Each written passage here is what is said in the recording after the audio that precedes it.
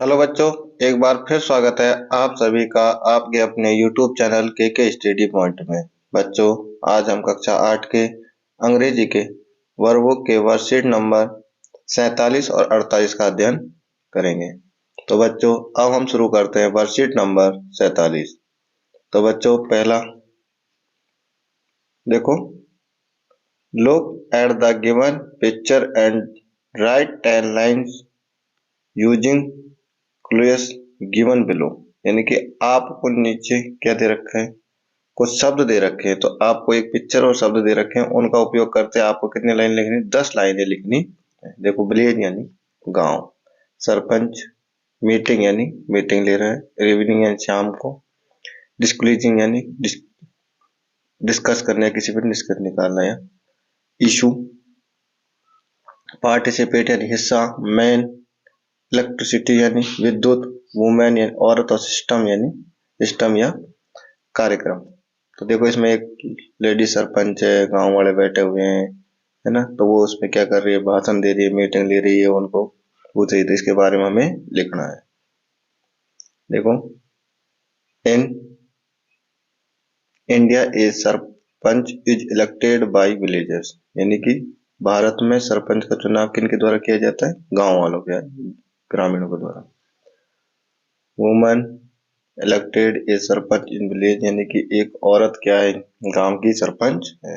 The sarpanch held in meeting in the evening.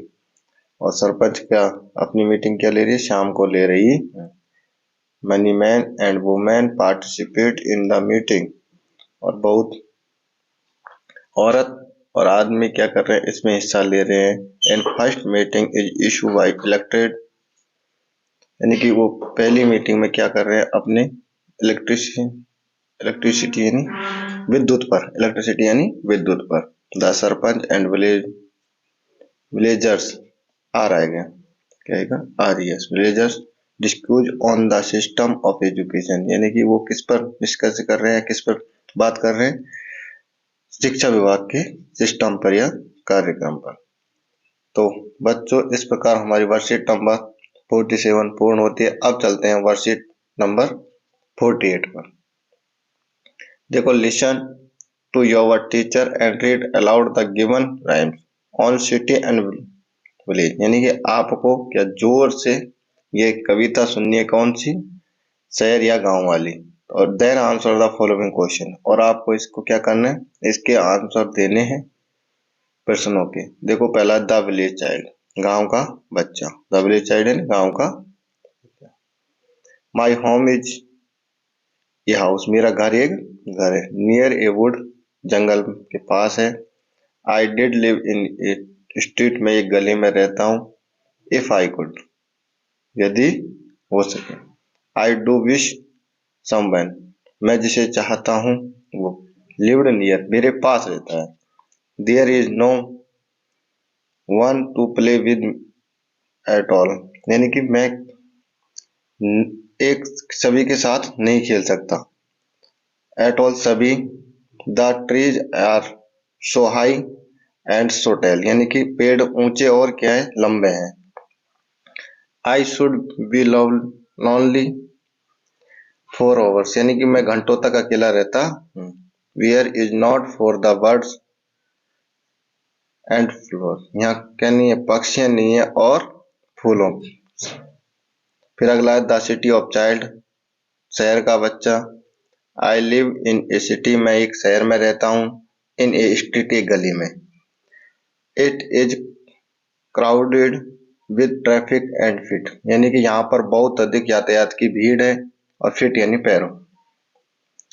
There are buses and motors, यहाँ का है and terms, यानी कि यहाँ पर क्या है, बहुत अधिक बस और मोटर यानी गाड़ियां हैं, और ट्रम्स हैं। I wish there were widows and lamps, यानी कि यहाँ देयर आर, देयर वर, यहाँ है एक, क्या चाहिए, घास का मैदान, और लैम्प यानी कि मेमना, भेड़ का मेमना। The house is always in a row, यानी कि सभी घर किसमें, एक पंक्ति में सबका इंतजार कर रहे हैं। There is smoke very everywhere, यानी कि यहाँ पर चारों तरफ क्या है, प्रत्येक जगह पर धुआं ही धुआं है। दैट आई गो, मैं यहाँ से जाऊंगा। I don't like the noise, मैं क्या पसंद नहीं करता, आवाज को पसंद नहीं करता। आई हियर, मैं सुनना। I wish there were wood, और मैं क्या चाहता हूँ, चारों तरफ, यानी कि वहां क्या है, एक चारों तरफ वुड्स यानी लकड़ियां हैं या जंगल है। वेरी नियर, बहुत पास, यानी कि वहां पर क्या है, जंगल है बहुत पास। अब आगे देखें, हम क्वेश्चनों के आंसर देंगे।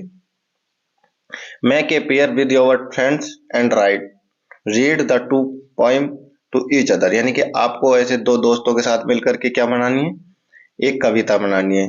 डिस्क्यूज the following question among yourself and write the response below, यानी कि आपको क्या करना, फिर उनके प्रश्नों के उत्तर देने हैं। देखो पहला है, what does the boy from the city and the boy from the village wish, यानी कि शहर वाला बच्चा और गांव वाला बच्चा क्या चाहते हैं। Write their wishes in the box below, और उनके नीचे वाले बॉक्स में क्या लिखना है। देखो विलेज बॉय क्या चाहता है, समवन लिव नियर, उनके पास सभी रहें।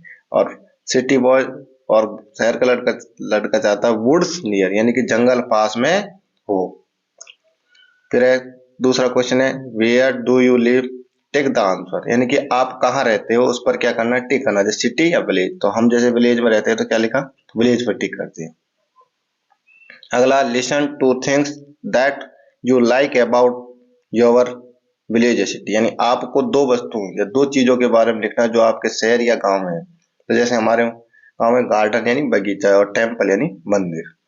तो बच्चों इस प्रकार वर्कशीट नंबर 47 और 48 पूर्ण होते हैं। थैंक यू, धन्यवाद।